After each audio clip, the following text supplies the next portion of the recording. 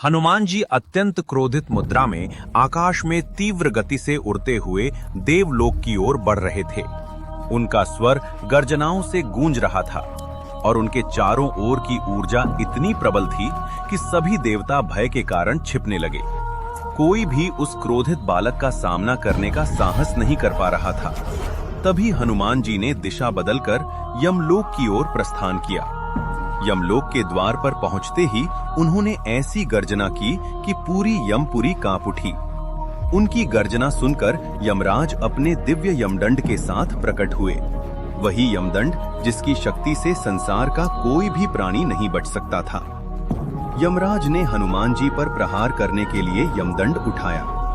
उधर गंधमादन पर्वत की कंदराओं के बीच माता अंजना के कक्ष में सन्नाटा पसरा हुआ था। बालक हनुमान अपनी माता के पास बैठे थे, पर आज उनकी सबसे प्रिय माता की सांसें धीमी पड़ चुकी थीं और शरीर शीतल हो गया था। हनुमान जी की कांपती हुई आवाज गूंजी, माँ, मेरी माँ, आंखें खोलो, मुझे छोड़कर मत जाओ। माता अंजना ने बड़ी कठिनाई से अपनी आंखें खोली और अपने पुत्र के गालों को स्पर्श किया। उनका स्वर क्षीण था।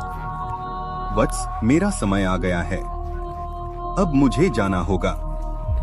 हनुमान चीख पड़े, नहीं माँ, आप मुझे छोड़कर नहीं जा सकती। परंतु विधि का विधान अटल था। अगले ही क्षण माता अंजना का शरीर निश्चल हो गया।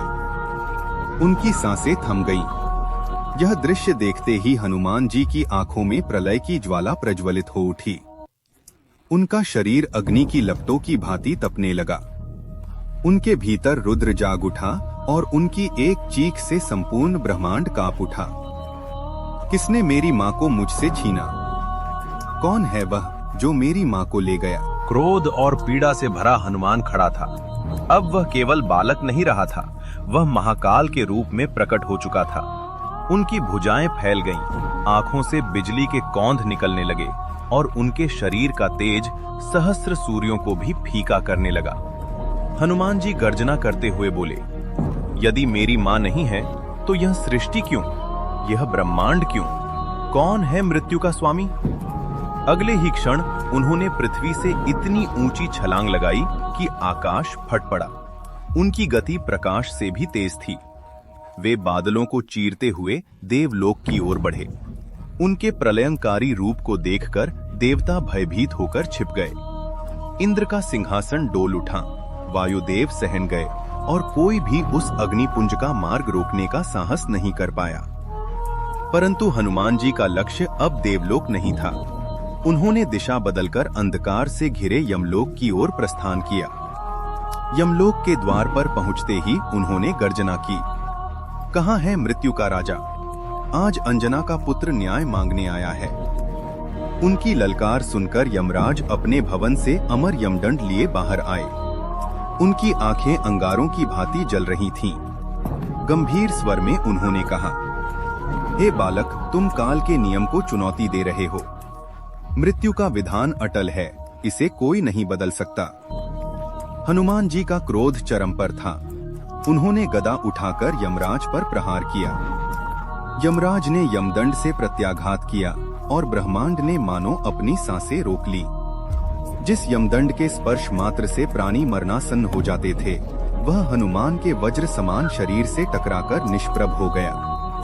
कुछ समय पूर्व सूर्य को फल समझकर खाने के पश्चात यमराज ने ही हनुमान को यमदंड से अभय का वरदान दिया था। इसी कारण वह प्रहार निष्फल रहा। हनुमान जी बोले, मुझे मेरी माँ वापस दो। यमराज के इनकार करते ही हनुमान ने गदा से ऐसा प्रहार किया कि यमलोक की धरती कांप उठी। तीनों लोकों में हाहाकार मच गया। ब्रह्मांड का संतुलन बिगड़ने लगा। यह दृश्य देखकर स्वयं ब्रह्मा यमलोक में प्रकट हुए और बोले, हनुमान, तुम्हारा क्रोध सृष्टि के नियमों को भंग कर रहा है। हनुमान ने उत्तर दिया, मुझे मेरी माँ चाहिए, मेरी माँ लौटा दो, मैं चला जाऊंगा। ब्रह्मा ने कहा, यह सृष्टि के नियमों के विरुद्ध है। यह सुनकर हनुमान जी अत्यंत दुखी होकर विलाप करने लगे। उनके रोने की ध्वनि इतनी प्रबल थी कि तीनों लोग कांप उठे। तभी भगवान विष्णु प्रकट हुए। उन्होंने माता अंजना के प्राण हनुमान जी को सौंप दिए। जैसे ही माता अंजना के शरीर में दिव्य प्राण लौटे, उनके मुख से पहला शब्द निकला, हनुमान। उस एक शब्द ने हनुमान जी के समस्त क्रोध को शांत कर दिया।